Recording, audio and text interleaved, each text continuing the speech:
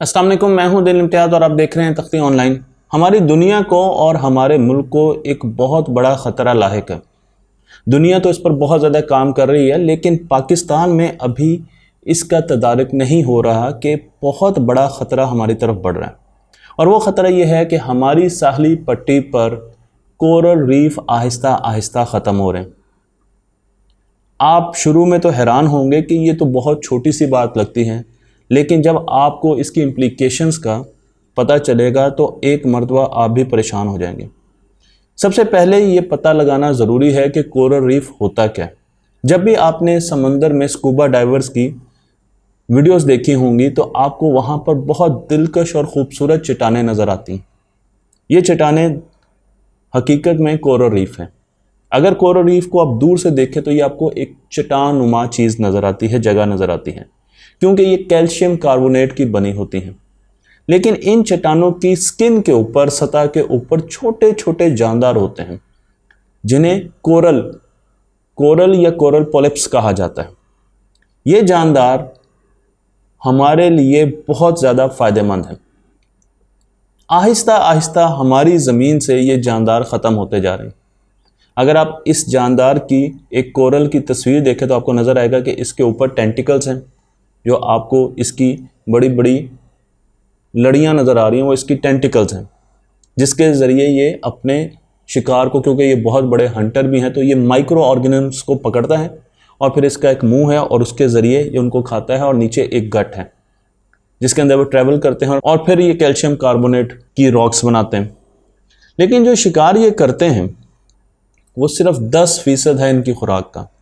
90% खुराक इनकी एक पौधे से आती है। कोरल रीफ के सेल्स की तरफ लेके जाता हूँ, जहाँ पर मौजूद है एल्गी, और ये एल्गी सूरज की रोशनी को हासिल करके ग्लूकोज बनाती है, खाना बनाती है। ये खाना एल्गी खुद भी इस्तेमाल करती है, लेकिन उसके साथ साथ कोरल रीफ भी ये खाना इस्तेमाल करता है और ज़िंदा रहता है। इसलिए कोरल रीफ हमेशा उस जगह पर होते हैं जहाँ पानी साफ़ हो, ताकि सूरज की रोशनी आ सके। सतह समंदर पर हो ताकि सूरज की रोशनी आ सके, क्योंकि अगर डीप सी में होंगे तो वहाँ पर तो सूरज की रोशनी पहुँच नहीं सकेंगी। जहाँ पोल्यूशन ना हो, पानी गदला ना हो। तो अगर पानी में गंदगी है और पोल्यूशन है तो वहाँ पर कोरल रीफ नहीं आएंगे। लेकिन कोरल रीफ का फ़ायदा क्या? समंदरों का 1% कोरल रीफ इस्तेमाल करते हैं। यानी अगर आप इनको देखें कि ये कितना अहाता करते हैं, तो सिर्फ समुद्रों के 1% पर कोरल रीफ मौजूद है। लेकिन ये समुद्रों की आबी हयात का 25% घराना है, यानी उनका हैबिटेट है। 25% आबी हयात इनके पास रहती है, इनके इर्द गिर्द रहती है। तो 1% समंदर का हिस्सा 25% आबी हयात को रखता है। इतनी ज़्यादा इंपॉर्टेंस है। कोरल रीफ साहली इलाकों के पास होते हैं। माहीगीर यहाँ पर जाकर मछलियाँ पकड़ते हैं, बहुत से और ओशन एनिमल्स का शिकार करते हैं। इसके साथ साथ ये ज़मीन को इरोजन से भी बचाते हैं। इसका मतलब यह है कि पानी शहरों की तरफ बढ़ता नहीं जाता, बल्कि उसके बीच में एक बैरियर लगा होता है जो कि कोरल रीफ्स का होता है। कोरल रीफ हमें समुद्री तूफ़ानों से भी बचाते हैं, हरिकेन से बचाते हैं। ज़मीन में 1 बिलियन लोगों का खाना डायरेक्टली और इनडायरेक्टली कोरल रीफ से जुड़ा हुआ है। अगर आप साउथ एशिया की बात करें तो वहाँ पर 70 से लेकर 90% खाना, इंसानों का फूड, सिर्फ कोरल रीफ की मदद से ही हमें हासिल होता है। कोरल रीफ टूरिस्ट पॉइंट्स भी हैं, लोग इनको दूर दूर से देखने भी आते हैं, स्कूबा डाइवर्स आते हैं, और उसके साथ साथ कोरल रीफ का मेडिसिन में भी बहुत ज़्यादा इस्तेमाल होता है।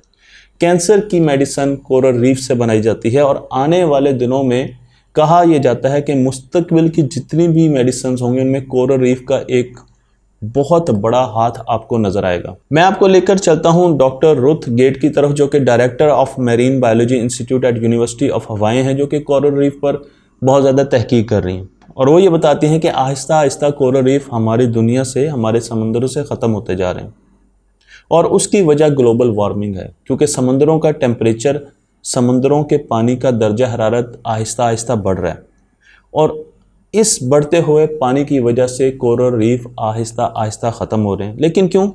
उन्होंने बहुत से लैब एक्सपेरिमेंट किए। उन्होंने कोरल को लिया और उसे लैब में ले जाकर ज़्यादा टेम्परेचर पर एक्सपोज किया, ज़्यादा टेम्परेचर दिया, तो उन्होंने देखा कि जो एल्गी कोरल रीफ के सेल के अंदर मौजूद थी वो आहिस्ता आहिस्ता फोटोसिंथेसिस करना छोड़ गई और उसने कुछ ऐसी चीज़ें बनाना शुरू कर दी जो कि कोरल रीफ के लिए बहुत ख़तरनाक थी। कोरल ने एक, अगर छोटे लेवल पर बात करें तो कोरल ने उस एल्गी को अपने बॉडी से निकालना शुरू कर दिया।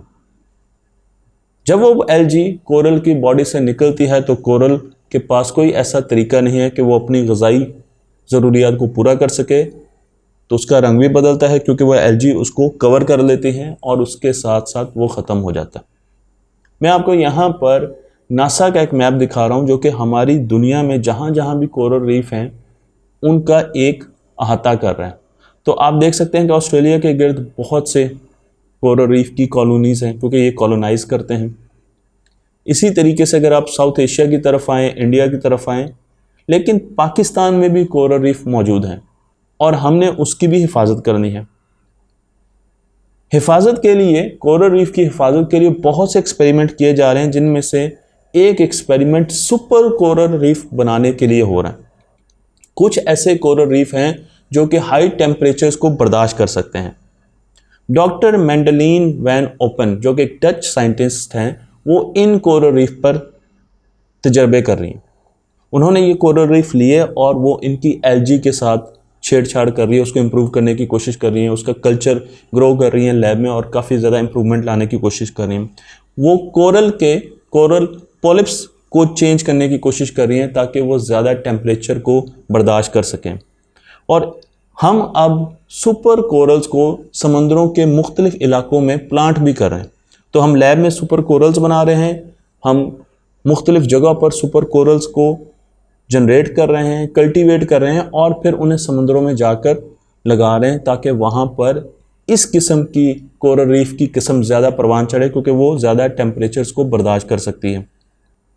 अगर हमारी दुनिया में ग्लोबल वार्मिंग 2% भी बढ़ती है तो कोरल रीफ 99% ख़त्म हो जाएंगे। ये पहला इकोसिस्टम होगा, पूरा इकोसिस्टम होगा जो कि ज़मीन से ख़त्म हो जाएगा। इसलिए कोरल रीफ की हिफाजत करना बहुत ज़्यादा ज़रूरी है।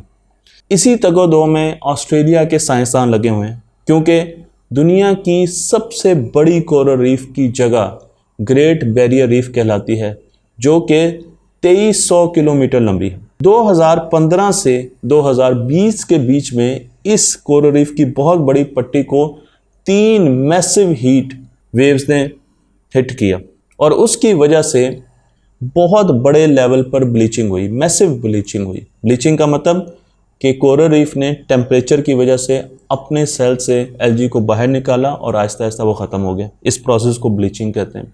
अब ये बहुत बड़ा ख़तरा पैदा हो गया है कि इस कोरल रीफ की पॉपुलेशन को कैसे बचाया जाए और उसके लिए जो टेक्नोलॉजी यूज़ की जा रही है उसे मैरीन क्लाउड ब्राइटनिंग प्रोजेक्ट कहते हैं।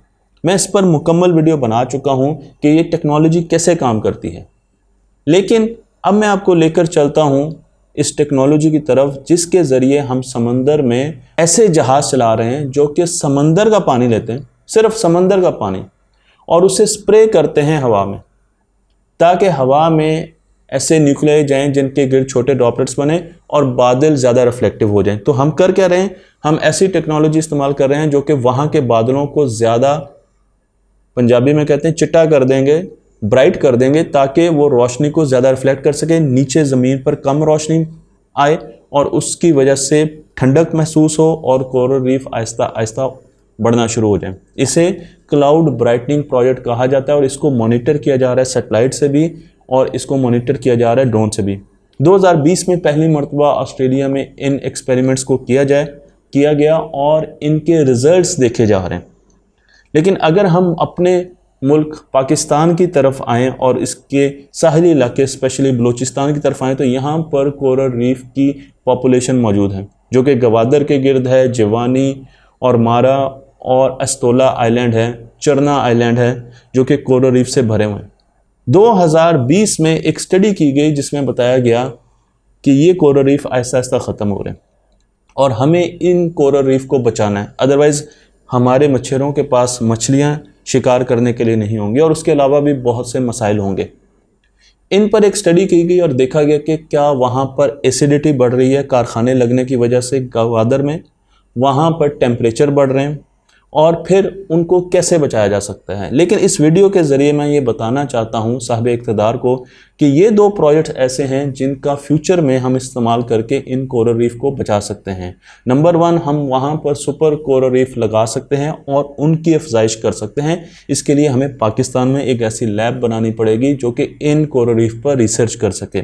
और दूसरी टेक्नोलॉजी है क्लाउड ब्राइटिंग प्रोजेक्ट, जिसके ज़रिए हमें किसी भी इन्वेस्टमेंट की ज़रूरत नहीं है। हमने एक जहाज़ बनाना है और उस जहाज़ के साथ हमने समंदर के पानी को एटोमाइज़ करके स्प्रे करना है ताकि वहाँ के बादल ज़्यादा से ज़्यादा सनलाइट को हवा में रिफ्लेक्ट कर सकें और नीचे जो ज़मीन है वो ठंडी हो सके और कोरल रीफ आहिस्ता आहिस्ता पनप सके। तो ये 2 सॉल्यूशंस हैं जो कि मैं इस वीडियो से हल्का अहबाब को जो कि इक़्तिदार में हैं उनको बता रहा हूँ कि हम ये 2 काम कर सकते हैं। और इसके अलावा भी कुछ काम है जिसके ज़रिए हम पाकिस्तान को एक बहुत बड़े ख़तरे से बचा सकते हैं जो कि ग्लोबल वार्मिंग की वजह से हम तक आ रहा है। मुझे उम्मीद है ये वीडियो आपको पसंद आई होगी। तख्ती ऑनलाइन को लाइक कीजिए, शेयर कीजिए और इनको दूसरों तक पहुँचा दीजिए।